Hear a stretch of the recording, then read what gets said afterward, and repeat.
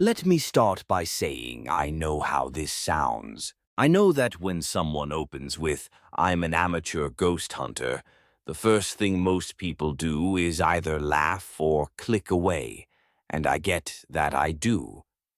5 years ago, I would have done the same thing. I was the guy who rolled his eyes at ghost hunter TV shows, not because I thought the shows were fake, though most of them obviously are, but because the production values were so obviously designed to make everything seem scarier than it was, and I had a pretty low tolerance for that kind of manufactured drama. I was the tech guy. I was the one who always had an explanation for the noise in the ceiling or the shadow in the hallway. I was exactly the wrong person to end up doing what I've been doing for the past 4 years. And yet here we are. My name is Cal Reeves. I'm 28 years old as of this writing, and I work as a network infrastructure technician for a mid-sized company in Memphis that does boring but necessary things with data.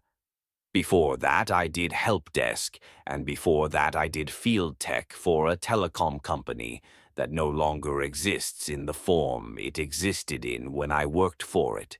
None of this is relevant to ghost hunting except insofar as it shaped the way I approach problems, which is methodically and with a strong preference for verifiable evidence over speculation. I live in Bartlett, which is a suburb east of Memphis in Shelby County, Tennessee, and which is the kind of place where the strip malls are newer than the trees and the subdivisions have names like Autumn Ridge and Creekwood and Whispering Pines, and none of them have ridges or creeks or pines.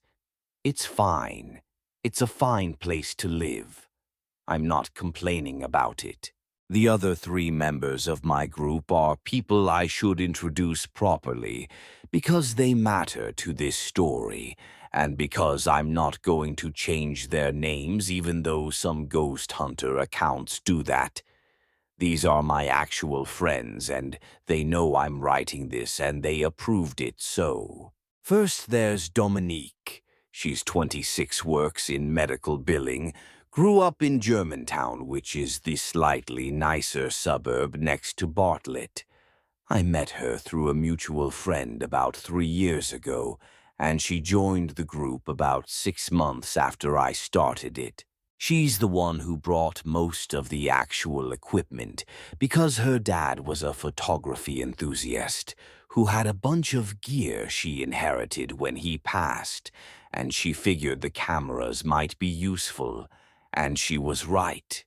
She also has what I can only describe as an extremely well-calibrated bullshit detector, which is valuable in this hobby because a significant portion of what you encounter has a mundane explanation, and you need someone who's going to push back when you're getting excited about something that turns out to be a raccoon in the crawl space. Then there's Marcus, who is 29, does something in finance that he's explained to me twice, and that I still don't fully understand, and who got into ghost hunting because his grandmother was from New Orleans and had what he describes as a matter-of-fact relationship with the idea of the dead being present in the world of the living that he found he shared once he stopped performing skepticism for people he wanted to impress.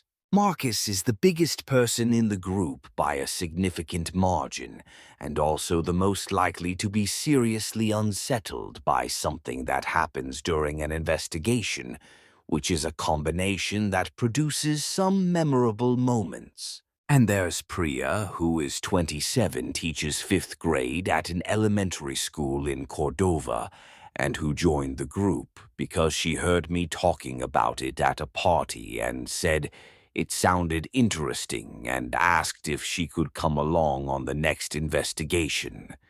She's been on every investigation since, which says something about her because some of them have been genuinely unpleasant, and she hasn't bailed on any of them. Priya has an academic approach to the whole thing, meaning she comes prepared with historical context for every location we investigate, and her notes are better than anyone else's by a wide margin. The four of us have been doing this for about 4 years.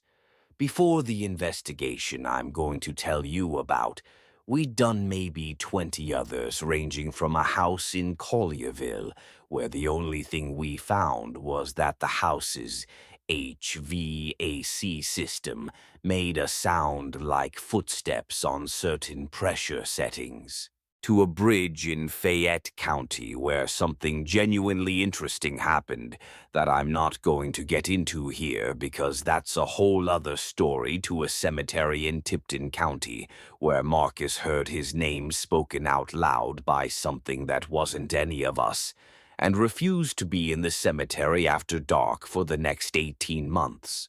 We're amateurs. I want to be clear about that. We're not professionals, and we don't pretend to be, and we don't charge anything for what we do. We investigate when someone asks us to, or when a location is interesting enough that we request access, and we document what we find and share it with whoever we were investigating for, and that's it. We're not trying to prove anything to anyone. We're doing it because we find it genuinely fascinating and because we've had enough experiences that we can't, in good conscience, pretend that everything has a rational explanation, when sometimes it demonstrably does not. I should say something about my personal position on ghosts before I get into the actual investigation, because I think it's relevant context. I don't believe in God in any conventional sense of that word. I'm not a spiritual person by disposition, and I came to this whole thing through a pretty committed skepticism that has been gradually, through direct experience, revised rather than abandoned. What I believe now, after 4 years of investigating, is this: something happens in certain places. The something is real in that it produces measurable effects and consistent experiences across multiple observers. What the something is, I genuinely don't know. I have working theories, and I hold them loosely. One theory: some experiences are caused by the lingering presence of people who are no longer physically here, but who are still in some sense somewhere. This sounds crazy, and I would have said so 4 years ago, and I'm saying it now because I've seen too much to comfortably say otherwise. Another theory: some experiences are caused by accumulated emotional residue, a place where very intense emotions occurred over a long period of time might retain some quality of that emotion, the way a fabric absorbs a smell, and sensitive people who enter the space might pick up on it in ways that feel indistinguishable from encountering a presence. Another theory: some experiences are caused by something that's neither of those things, something we don't have adequate categories for yet. This is the theory I find least satisfying because it's essentially a shrug dressed up as a theory, but I think intellectual honesty requires me to include it. I'm not trying to convince you of any of this. I'm just telling you where I'm coming from, so you understand what it means when I say that the Hargrove School investigation was the one that shook me in ways I'm still processing 2 years later, and that I'm someone who came in as a skeptic and is now something more complicated than that. Okay, the investigation. The Hargrove School for Boys was a private boarding school that operated in Shelby County, Tennessee from 1921 to 1987, when it closed following a combination of financial difficulties and an investigation by the Tennessee Department of Children's Services that I'll get to in a minute.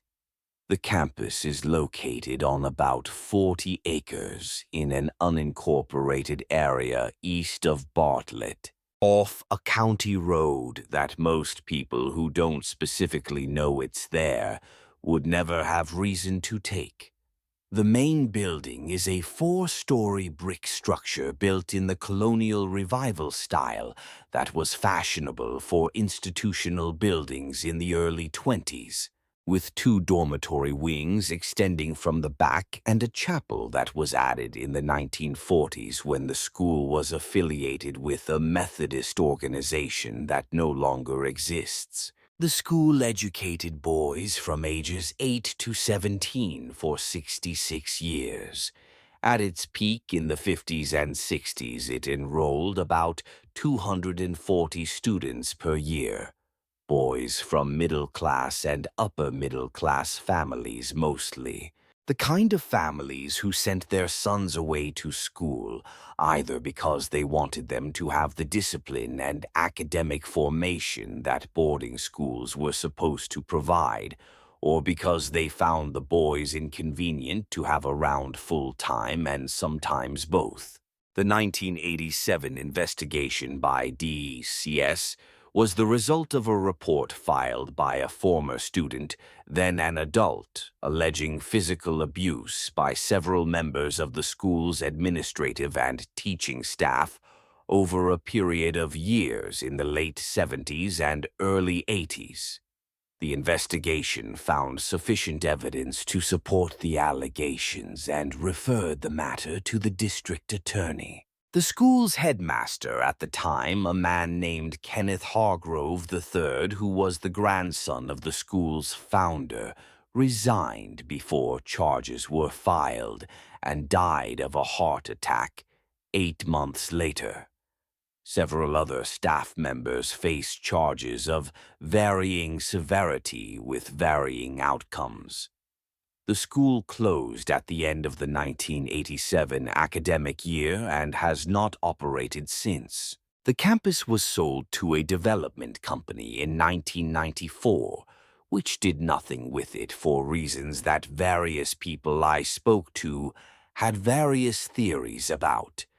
The development company changed hands twice, and the campus changed with it sitting empty on its 40 acres.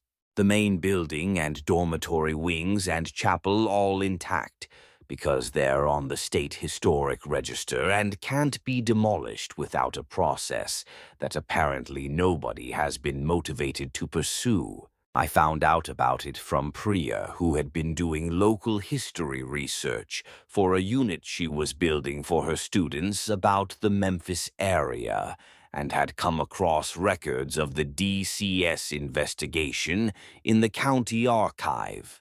She brought it to the group as a potential location, and we researched it together over a couple of weeks before I made contact with the current property owner. The current property owner is a real estate holding company in Nashville that technically owns the campus as part of a larger portfolio, and that had no objection to our investigation provided we signed a liability waiver and didn't damage anything. The property manager who dealt with us, a woman named Teresa, seemed genuinely pleased that someone was paying attention to the campus, rather than just leaving it to deteriorate, which is what had been happening for 37 years. We went out to look at the property before we agreed to investigate. This was something we'd started doing after a couple of early experiences where the location was more challenging than we'd anticipated, and we wanted to go in with a realistic sense of what we were dealing with. The campus in August, which is when we first visited, was beautiful in the specific way that neglected old buildings in the South were beautiful, which is to say it was beautiful and wrong simultaneously, the beauty and the wrongness inseparable from each other. The brick of the main building had gone from whatever its original reddish-orange had been to a deep dark red that was almost brown in places, where decades of Tennessee humidity had done things to the surface. The grounds were maintained at a minimal level that kept the grass from becoming completely impassable, but that did nothing about the mature trees whose roots had been working on the walkways for 3 decades. The concrete lifted and cracked in long, irregular lines. The dormitory wings visible from the front had windows that were intact on most floors and broken on some. The broken ones covered with plywood that had been there long enough to weather and split. The chapel visible at the far end of the campus behind the main building was the one structure that still looked like it was supposed to look, the white painted wood and the modest steeple preserved by either better construction or some quality of the specific location. The first thing I said, standing in the parking area looking at the main building, was that it was a lot bigger than I expected. Dominique said that was what she said. Marcus said he didn't like the dormitory wings. Priya was already taking pictures and writing in her notebook. We walked the perimeter of the campus and looked in windows where we could, and I noted the structural conditions as best I could assess them, which was imperfectly, since I'm a network tech and not a structural engineer. The main building seemed solid. The dormitory wings had some obvious moisture damage on the upper floors, but nothing that looked immediately dangerous at ground level. The chapel was in surprisingly good shape. There was a maintenance building at the back of the property that we hadn't known about from the records, and that turned out to be more interesting than it looked from the outside. But I'm getting ahead of myself. We agreed to do the investigation. We set it up with Teresa and got the access details and scheduled 3 nights spread over 2 weekends in September. Let me tell you a little about our setup because it matters for understanding what we documented. We use 2 full-spectrum cameras that can capture in ranges beyond visible light, which was part of Dominique's inheritance from her dad, and which she has maintained and upgraded over the years.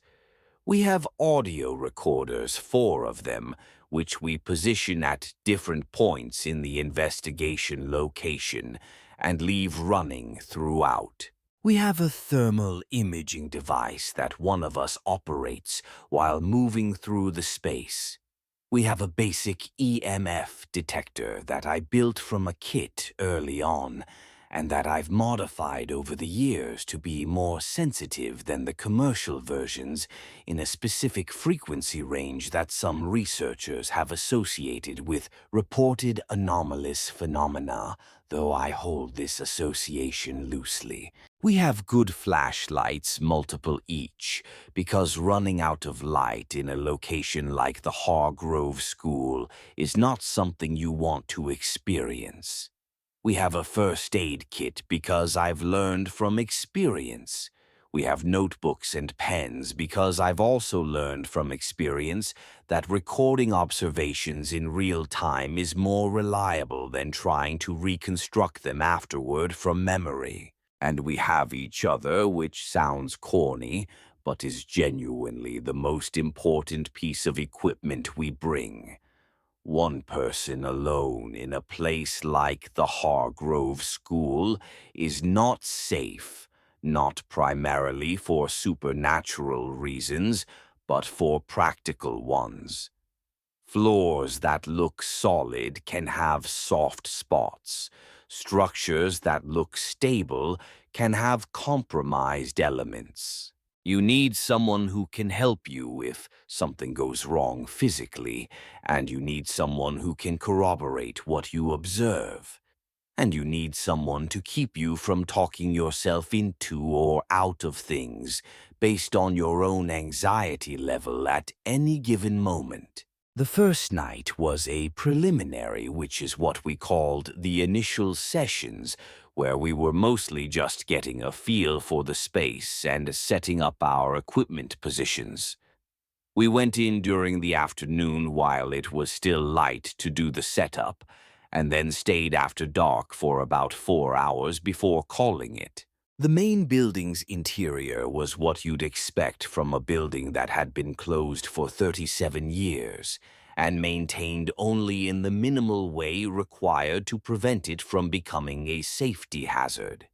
The ground floor had been the administrative level with the headmaster's office and the faculty offices and the dining hall, and most of the furniture was still there because nobody had bothered to remove it. The headmaster's office had a large desk that had been left with papers still on it, which we didn't touch, but photographed extensively. The dining hall had rows of tables that had been stacked along one wall at some point, and left there the chairs stacked separately. The whole thing dusty and still and weirdly ceremonial, looking like an installation about the end of something. The second floor had more classrooms and what appeared to have been a small library at the far end of the east corridor. The shelves mostly empty, but with a couple hundred books still on them that looked like they'd been there since the school closed. Priya spent considerable time in the library and found several textbooks with student names written in them, and a few personal items that had been left behind: a paperback novel, a photograph tucked between the pages of a history book, a folded note that she didn't read and returned to exactly where she found it, because Priya had strong feelings about that kind of thing. The third and fourth floors were the ones that felt different from the moment we stepped onto them. I should explain what I mean by felt different, because I want to be precise about it. The first and second floors of the main building felt like what they were, which was an empty old building with a history. Old buildings have a particular quality that new buildings don't, a density of presence that I think is partly psychological, the awareness of everyone who was there before you, and partly something else that I can't fully account for. The first and second floors had this quality. The third and fourth floors had something additional. The additional thing was a heaviness that I initially put down to the fact that the upper floors received less ventilation and were warmer, and had accumulated more dust and general closed room intensity over the decades. Dominique said the same thing. Marcus didn't offer an explanation, just said he wanted to go back downstairs. We went back downstairs and finished the preliminary without going back to the upper floors that night. In the car on the way home, Priya said I found something in the county archive records that I didn't mention before because I wasn't sure it was relevant, but now I think it is. She said that a significant portion of the DCS investigation's findings had related to the third and fourth floors of the main building, specifically to a set of rooms on the fourth floor that the school had referred to in its internal documents as the correction rooms. She said the euphemism was doing a lot of work. She said she'd been trying to find more specific documentation about what happened in those rooms, but a lot of the DCS investigation files were still restricted under provisions related to the privacy of the minors involved. We drove the rest of the way home mostly in silence. The second session, the first of the full overnight investigations, was 3 weeks later. We set up our audio recorders at 5 points through the building, one on each floor and one outside the chapel, and positioned the cameras on tripods on the first floor, where the power of their night vision would be most useful in the larger open spaces. Marcus operated the thermal imaging device. Dominique was primary on the video documentation. Priya and I were moving through the building with flashlights and notebooks. The first 2 hours were unremarkable.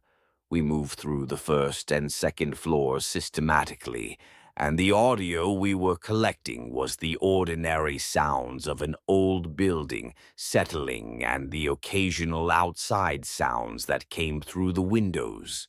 Traffic from the county road in the far distance, what sounded like a dog barking somewhere. The thermal device showed no anomalies. The EMF detector was quiet. We went to the third floor at around 11. The feeling was there immediately stronger than it had been on the preliminary. The heaviness I'd noted before was more pronounced and had a quality to it that I hadn't registered on the first visit, something directional, if that makes sense. It was coming from somewhere, not from everywhere the way ambient unease comes from everywhere, but from somewhere specific, from the direction of the fourth floor. Dominique said, "You feel that?" I said yes. Marcus said, "I really don't like this floor." Priya was writing in her notebook. She had the thermal device from Marcus because he wanted both hands free. We went through the third floor rooms. Most of them had been classrooms, and the furniture was still there. Desks in rows like the dining hall blackboards on the walls, with remnants of chalk writing that had faded to near illegibility over 37 years. One room had been something different, a larger room with different furniture, couches and chairs arranged in a circle rather than in rows. And Priya identified it from its position in the building's floor plan as likely having been the room used for group counseling sessions. In the counseling room, the EMF detector spiked.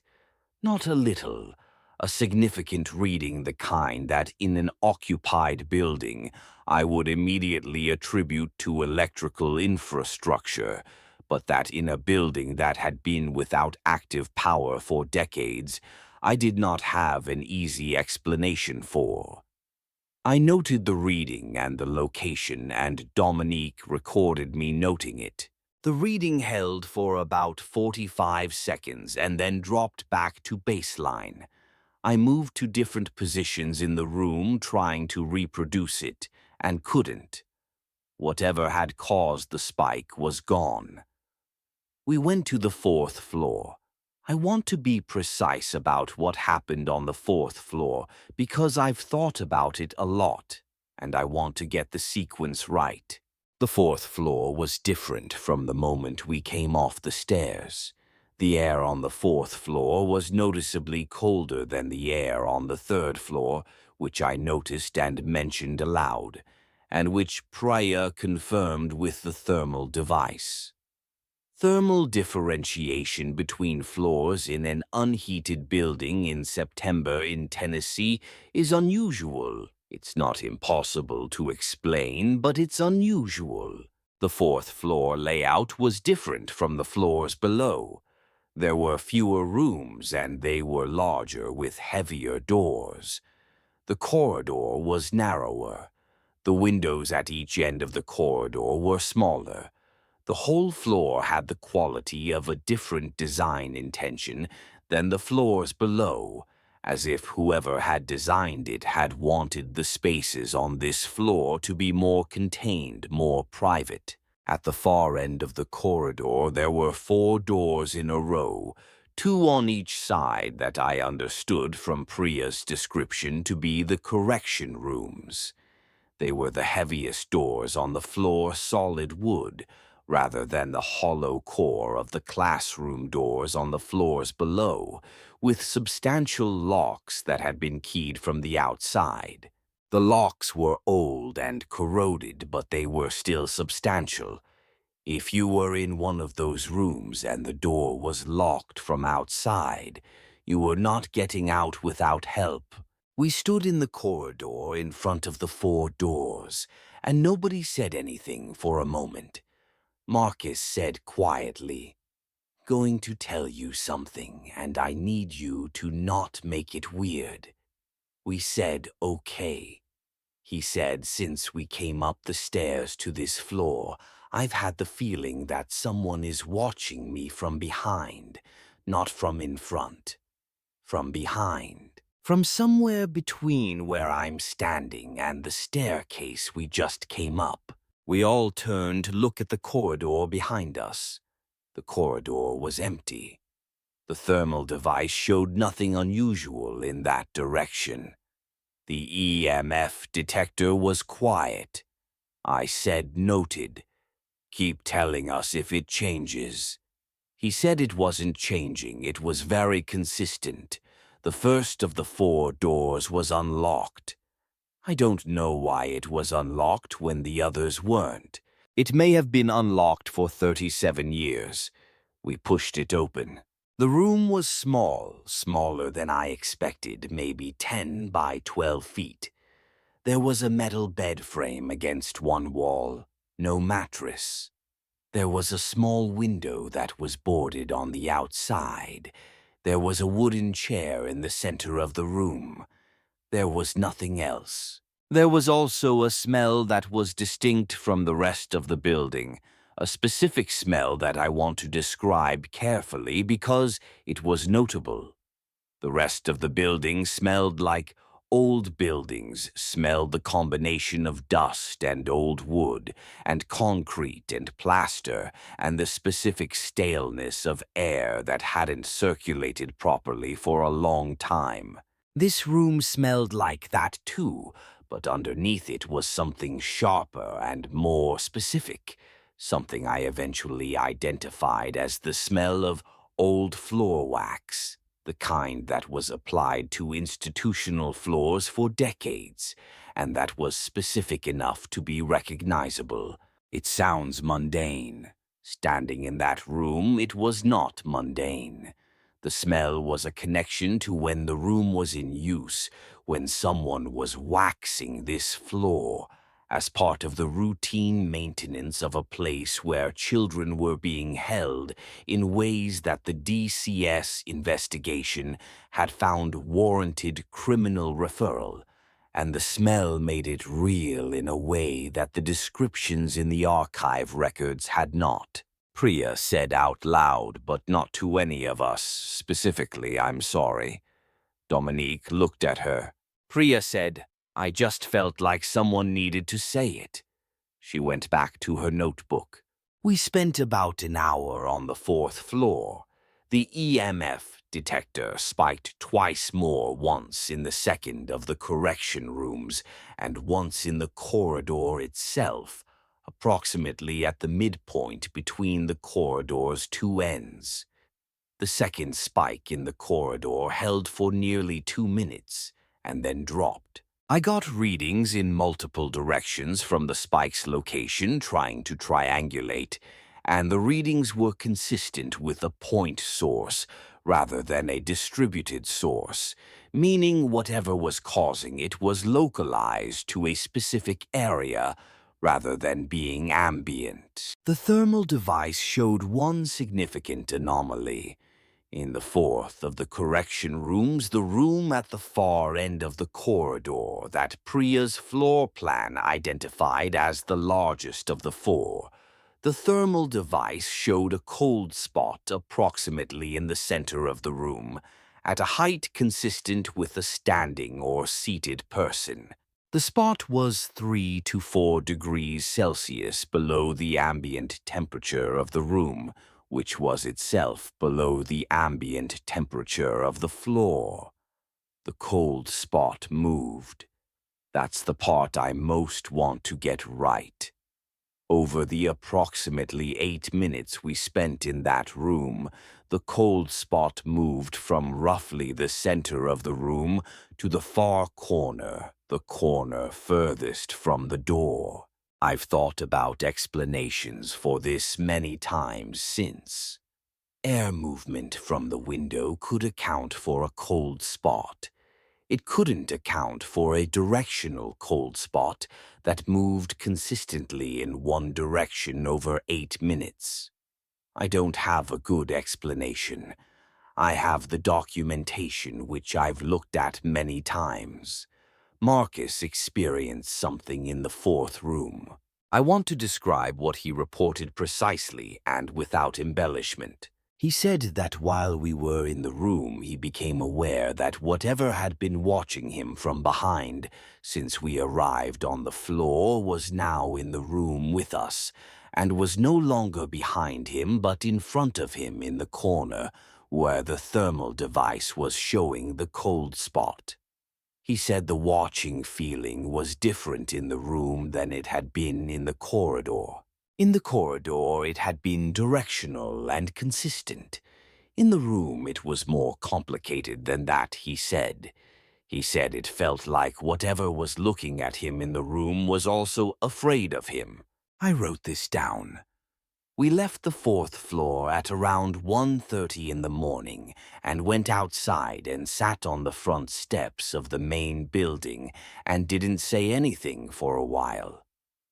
September in Bartlett was still warm, and the outside air felt noticeably different from the air we'd been breathing inside, lighter, less present. After a while, Dominique said, "I want to tell you something that happened on the third floor that I didn't say out loud when it happened." We waited. She said that in the counseling room, when the EMF detector spiked, she had been standing near one of the windows and she had heard something. She said it was brief, less than a second, and she had almost dismissed it as noise from outside. She said it had sounded like a child's voice. She said she couldn't make out any words. She said she had almost certainly imagined it, but she felt like she needed to tell us. We stayed outside for another 40 minutes and then went back in to collect the audio recorders. The audio from the counseling room on the third floor contained 3 anomalies in the section of the recording corresponding to the time we had been in the room. 2 of them were brief and difficult to characterize, sounds that were not the settling and ambient sounds of the building, and that might or might not have been vocalizations. The third was clearer. It lasted approximately 4 seconds, and it was to my ear the sound of something crying. Not loudly, not dramatically, just the sound of crying, faint and without rhythm, the kind of crying that had been going on for a long time. Dominique listened to it in the car and said it was the thing she had heard. She said she knew it didn't sound like much in the recording, and she was right that it didn't sound like much. But she knew it was the same sound. We sat with that for a while. The second full overnight investigation was the one that produced the most significant direct experience, and I'm going to tell it in sequence because the sequence matters. We went in at 9, standard setup, same positions for the audio recorders. We split up more on this investigation than we had on the first, partly because we'd learned the layout, and partly because we'd discussed it and agreed that covering more ground simultaneously would give us better documentation. Dominique and I covered the main building. Marcus and Priya took the dormitory wings and the chapel. The dormitory wings. Marcus told me about this afterward, and I want to include it because I think it's important.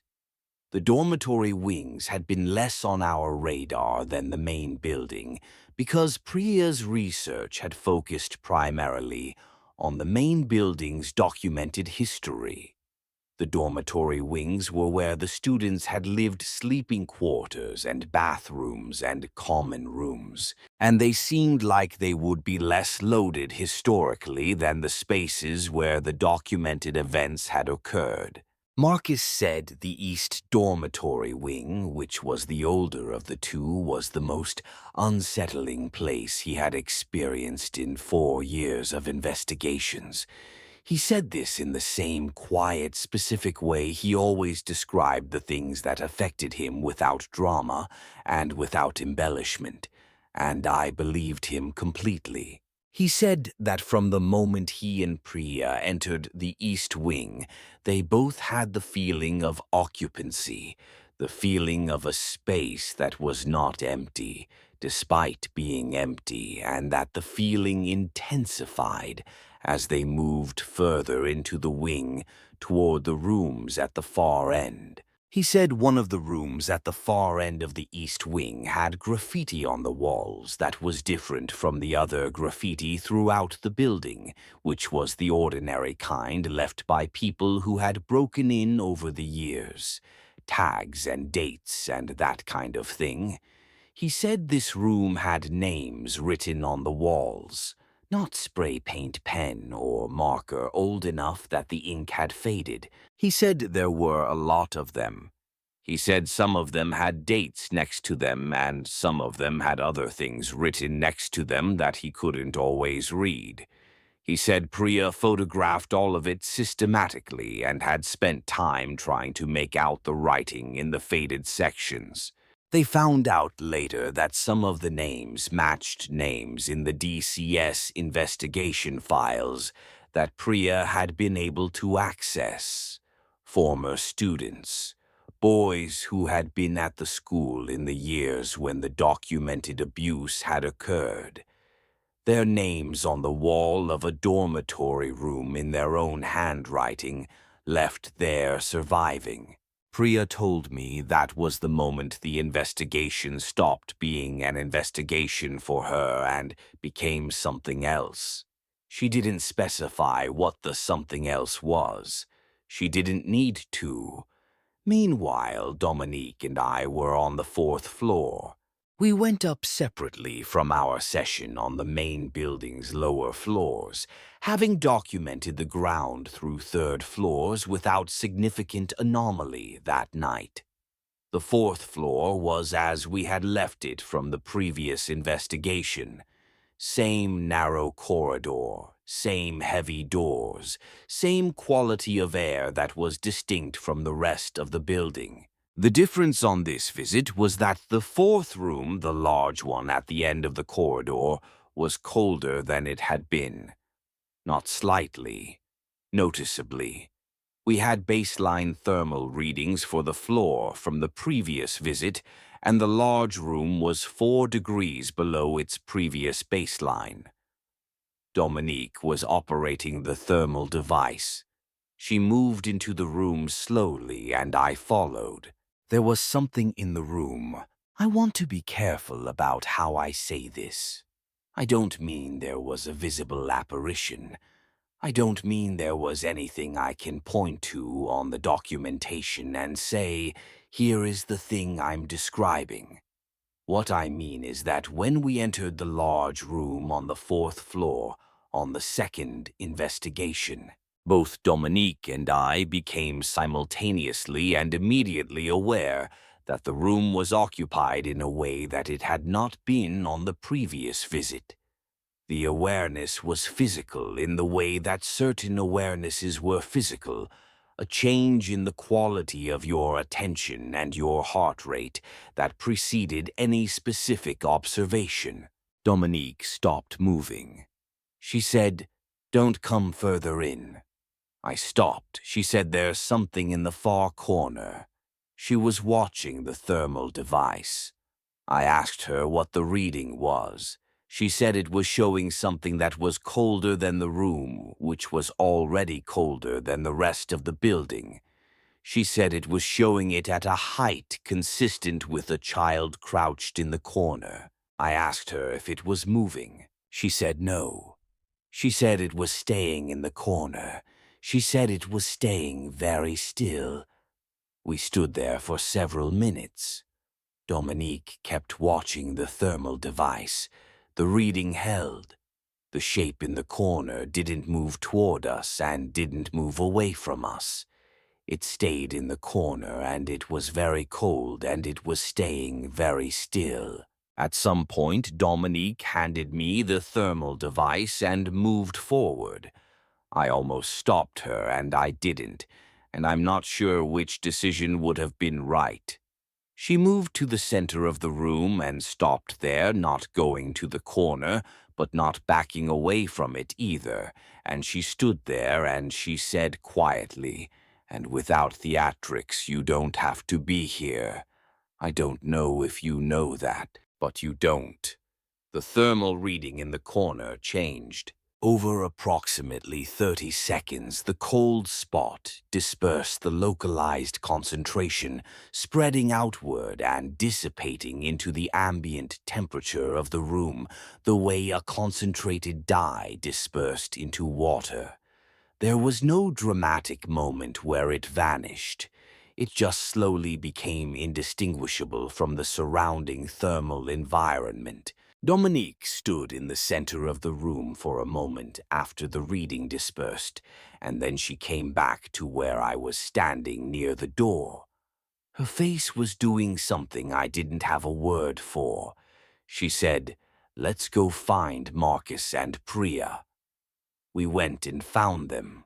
Priya showed us the photographs of the names on the wall, and we stood in the parking lot looking at them, and Dominique told them what had happened in the large room, and we all stood there for a while not saying anything. Eventually, Marcus said, "I think we're done here." Nobody disagreed. We went back once more 3 weeks later because Priya wanted to cross-reference some of the names from the dormitory room wall with records she'd found, and because I wanted to collect the final night's audio and check the equipment. We went in during the afternoon and not after dark, which was a first for us. We didn't stay long. Priya did what she came to do. I collected the equipment. Marcus and Dominique walked the exterior while we were inside and said they could hear something in the east wing when they walked past it, a sound that they described differently when I asked them. Dominique saying it sounded like movement and Marcus saying it sounded like breathing. The east wing windows were all either intact or boarded. Nothing could have been in there from outside. We left before 5. The analysis of everything we collected took about 2 months. The audio from the second investigation's recording in the 4th floor corridor contained a significant anomaly at 11:47 p.m., corresponding to the period when Marcus and Priya were in the dormitory wings. A sound lasting approximately 12 seconds that the audio analysis program I use flagged as anomalous based on its frequency profile. I've listened to it many times. It's the sound of someone saying something in a voice too faint to make out clearly, at a pitch consistent with a child or young adolescent. The words are not audible. The voice is. The thermal data from both investigations reviewed systematically showed 17 anomalous readings over the 2 sessions.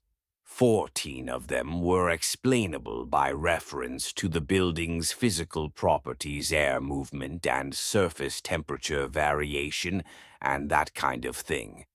3 were not explainable by those means. 2 of the 3 not explainable readings were the incidents I've described.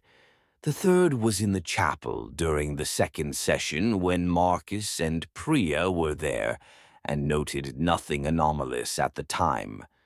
The chapel reading showed a brief thermal signature at a height consistent with the standing adult in the central aisle, lasting approximately 8 seconds before dispersing. The audio from the chapel during that period was reviewed and contained nothing anomalous.